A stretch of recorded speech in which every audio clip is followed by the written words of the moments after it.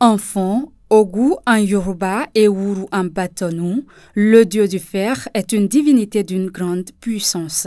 Toute personne utilisant du fer sur cette terre serait soumise à son autorité selon ses prêtres. Sinagosianugi Tokosuru, Sinawokotrobunugi Kabiesi, prêtre du Wuru, nous renseigne sur les traits caractéristiques de cette divinité. Ici, c'est la centrale. Parmi toutes les divinités que nous avons, qu'elles soient Yoruba, Fon, Zerma ou autres, la plus grande divinité est celle-ci. On l'appelle le Wuru, le dieu du fer. Dans le monde entier, nous faisons tous appel à lui, car il n'y a personne qui puisse se passer de l'utilisation du fer. Au commencement, cette divinité était adorée par de grands chasseurs. Et vous devez savoir que chaque animal a ses djinns qui l'accompagnent sur cette terre. Ces djinns résident sur la tête, les bras et les pieds de ces animaux. C'est pourquoi depuis l'ancienne époque, lorsque les chasseurs partent à la chasse et tuent des animaux, ils enlèvent leurs têtes, bras et pieds, puis les déposent sur la divinité Wuru. Ainsi, les différents djinns de ces animaux viennent résider sur cette divinité.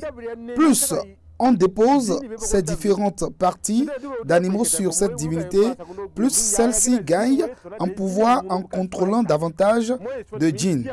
Voilà pourquoi le Wuru est si puissant. Quand tu es proche de cette divinité, elle te donne suffisamment de pouvoir pour secourir les gens. Lorsque tu as cette divinité, tu deviens ni immensément riche, ni pauvre. Cette divinité n'aime pas qu'on fasse du mal et exige que l'on soit pur avant de venir à ses pieds. Par exemple, après des rapports sexuels, tu dois te purifier avant de venir vers lui, sinon tu risques de recevoir des chicottes sans savoir qui te frappe. Voici le Tokotasso du Wuru. Il est envoyé pour les combats. Il a un chef qui s'appelle Baka Drotoko que voici. Et ici, c'est leur gardien appelé Toko Fabagi. Ce lion à leur côté en tant que divinité est celui qui sauve son chasseur lorsqu'il est en difficulté dans la brousse. Comme un lion ordinaire, il est très sévère, mais il ne fait du mal que lorsqu'on le provoque. Ses dents sont venimeuses et si l'on n'est pas mûr spirituellement, on peut très vite en mourir. La spécificité de la divinité Wuru est que lorsqu'elle souhaite utiliser comme son prêtre, on doit te mettre d'abord au couvent durant des mois. Durant ces mois, au couvent, tu deviens tel un bébé, tu ne reconnais plus personne, ni tes enfants, ni ta femme. Moi, j'étais un alpha et je travaillais avec le Coran quand le Wuru est venu sur moi.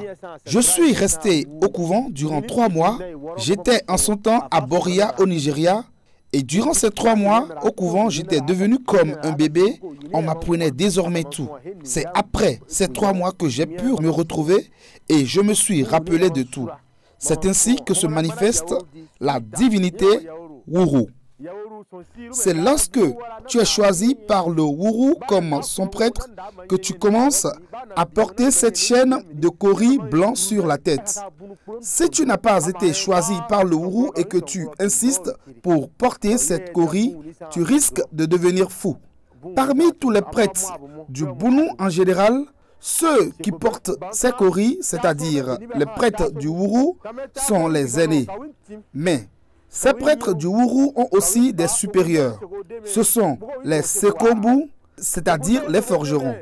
Ces forgerons sont considérés comme des supérieurs car, selon l'histoire, ce sont eux qui forgent les instruments de chasse pour les chasseurs qui sont les prêtres du Wuru.